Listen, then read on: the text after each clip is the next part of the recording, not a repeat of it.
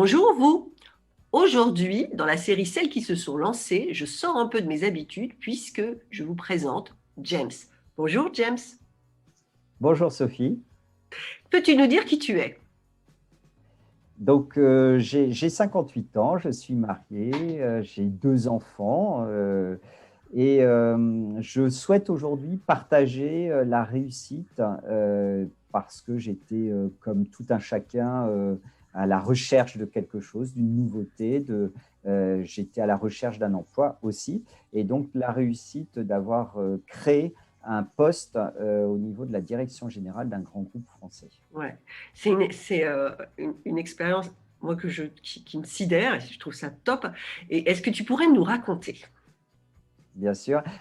J'ai rencontré dans un cadre pas du tout professionnel mon futur employeur avec qui, en fonction des différents échanges qui étaient très fructueux, eh bien, on a évolué. Et c'est là où, comme j'étais à la recherche d'un emploi, j'ai adapté à la fois mon discours, mon CV, pour en arriver à une finalité d'un rendez-vous professionnel dans un cadre professionnel pour lui proposer les services et de présenter mon expertise. D'accord. Donc en fait, ce monsieur que tu as rencontré, bon, maintenant on peut tout dire.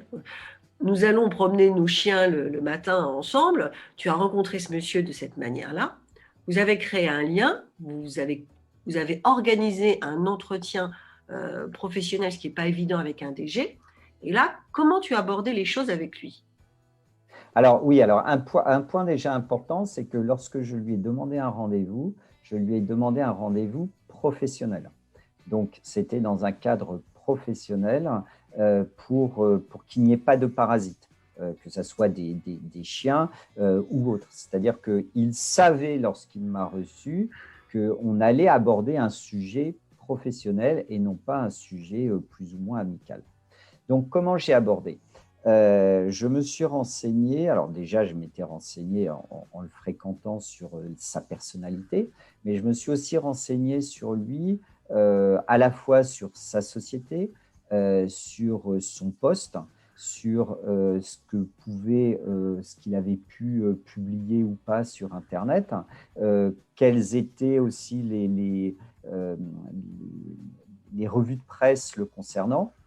Et à partir de ce moment-là, j'ai essayé de comprendre et de trouver au sein de sa société qu'est-ce qui pouvait nous connecter. Et en la matière, j'ai trouvé donc l'environnement, puisqu'ils ont une marque connue, enfin, en tout cas déposée dans l'environnement, dont ils sont très fiers. Alors, je l'ai choisi aussi quand j'ai su qu'il était directeur général parce que ce sont des décisionnaires.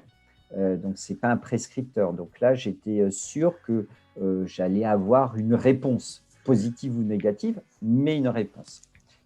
En la Mais tu, matière, tu avais, tu avais aussi constaté une chose, tu me disais que, bon, tu savais qu'il était décisionnaire, et puis aussi ce qui te donnait envie de travailler avec lui, c'est que tu savais qu'il avait une grande ouverture d'esprit, et qu'en effet, à plusieurs reprises dans tous vos sujets, vos échanges amicaux, vous aviez des intérêts communs sur justement l'innovation et puis l'environnement. Donc, tout, tout à fait. C'était d'ailleurs un fil conducteur dont j'avais pas pris conscience lorsque j'avais mon CV, mais j'en ai pris conscience en étudiant, réétudiant mon CV, en l'approfondissant, qu'effectivement, un des fils conducteurs était toujours l'innovation. Et lorsqu'on échangeait ensemble, lui était évidemment avec son poste toujours à la recherche d'innovation, toujours à la recherche d'idées qui pouvaient différencier.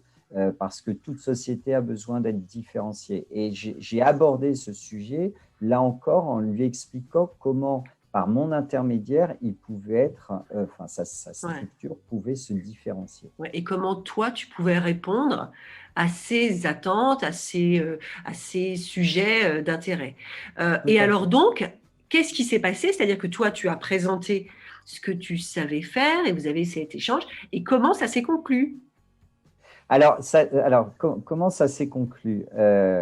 Au fur et à mesure que, d'une part, je l'écoutais me présenter sa marque dans l'environnement, moi, chaque fois, je rebondissais en lui disant « Ah ben justement, à ce sujet, moi, j'ai eu une expertise ». Et donc, j'ai suscité son intérêt en rebondissant à chaque fois sur ce qu'il pouvait m'avancer. À un moment, je l'ai vu réfléchir et je pense que c'est un élément aussi crucial, c'est de se dire à un moment, gérons le silence. Les 10 secondes, les 20 secondes qui vont passer sont fondamentales et il ne faut pas perturber sa réflexion. Et il m'a regardé droit dans les yeux en me disant « Mais vous venez postuler pour une offre qui n'existe pas ?» Je lui dis « Mais oui, oui !» Et là, à nouveau, silence. Il m'a dit eh ben, si vous avez du temps, définissons le poste. Et donc, on a co-construit le poste qui aujourd'hui m'a été présenté, proposé, et pour lequel je démarre ma mission en tant que collaborateur de ce grand groupe. Bravo, super. J'adore.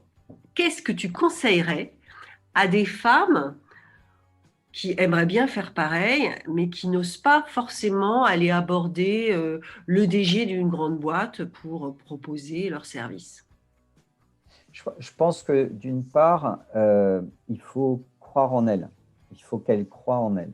Vraiment, ça alors c'est vrai qu'en tant que commercial, moi j'ai toujours cru en moi et puis au service que je pouvais ou les produits que je pouvais commercialiser. Mais en dehors de ça, c'est aussi d'être sûr, d'avoir des certitudes, d'affirmer des choses, de dire voilà mon expertise. Et de ce fait, on la valorise, d'autant plus qu'on est affirmatif. Mais pour être affirmatif, il faut vraiment croire en soi et être fier de ce qu'on a pu faire, quel que soit le succès, voire même l'échec, parce qu'un échec peut être aussi valorisé en disant ben voilà, j'ai eu un échec, mais cet échec, je l'ai valorisé parce qu'aujourd'hui, d'une part, je sais pourquoi s'il y a eu cet échec et donc je sais rebondir. Ouais. Ok. Et alors, sinon, est-ce que tu as un deuxième conseil à donner sur la manière d'approcher? Je pense qu'il faut réussir à bien cibler la personne que l'on veut toucher. Pour la cibler, c'est de faire des recherches, c'est aussi de demander à son réseau une vie sociale normale, hein, mais en tout cas une vie sociale. On a forcément autour de soi une personne qui peut aider par rapport à un secteur et ou à une personne qu'on a ciblée. Ensuite, de se renseigner avec tous les supports aujourd'hui que l'on a, et notamment Internet, de regarder dans tout ce qui est presse professionnelle, les interviews de ces dirigeants, parce que forcément, ils sont interviewés, de regarder les sites Internet, fouiller dans les sites Internet et essayer de trouver l'accroche, comme moi j'ai pu faire avec cette marque basée sur l'environnement, l'accroche qui fait que la personne va se dire « Ah bah oui, je vais au moins la recevoir pour l'écouter ». Super. Je te remercie beaucoup, James. Merci à vous d'avoir écouté jusqu'au bout. J'espère que ce témoignage va vous motiver pour développer votre vie sociale, pour développer des contacts en dehors de votre vie professionnelle.